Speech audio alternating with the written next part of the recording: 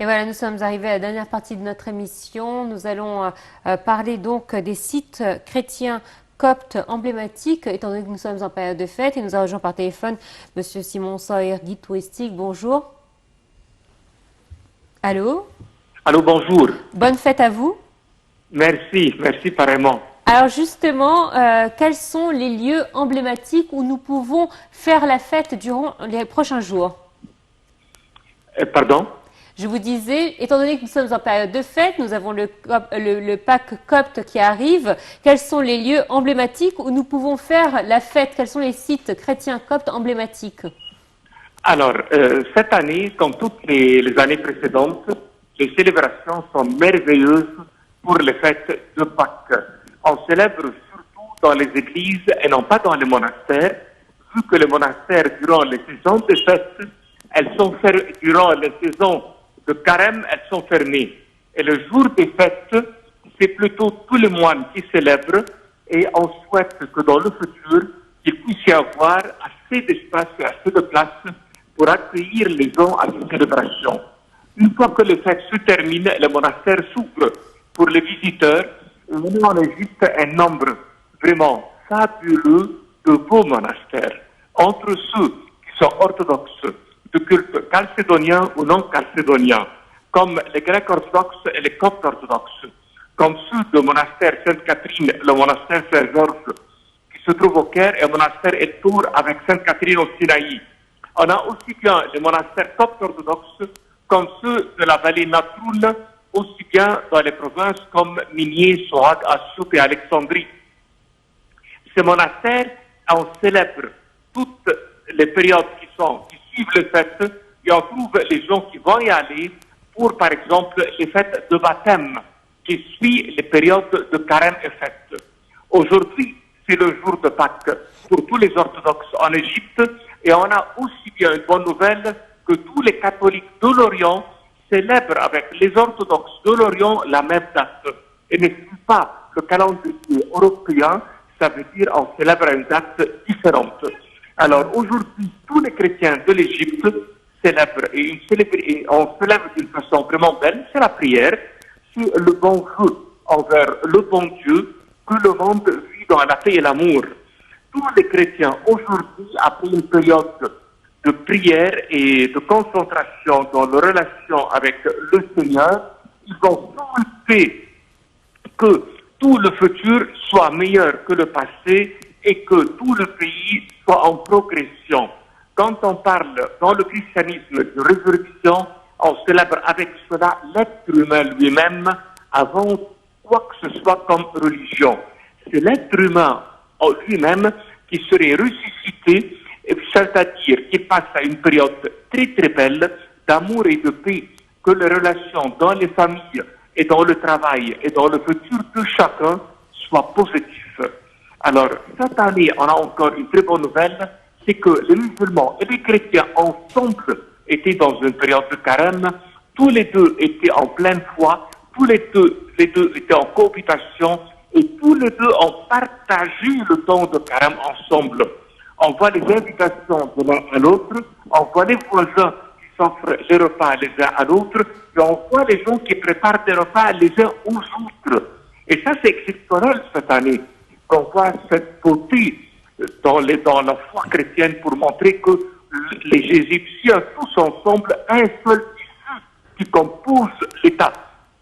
Les chrétiens aujourd'hui et les musulmans célèbrent ensemble, on trouve les mosquées, les minarets, les églises, les clochers, tous les deux ensemble, on célèbre, tout le monde est heureux, tout le monde est content, et on voit aussi bien que pour le futur de l'Égypte, qu'il y a une coopération, une coordination pour non pas seulement les lieux de culte, mais aussi bien les lieux de rencontre de deux foi. Ça veut dire, par exemple, dans le quartier du Vieux-Caire, on a un centre qui cohabite le monastère avec l'église, avec la mosquée, comme Amr ibn al-As, qui a été agrandie et préparée, et elle a été vraiment un accueil fabuleux, un centre culturel qui se présente juste à côté, aussi bien qu'une synagogue qui a été rénovée.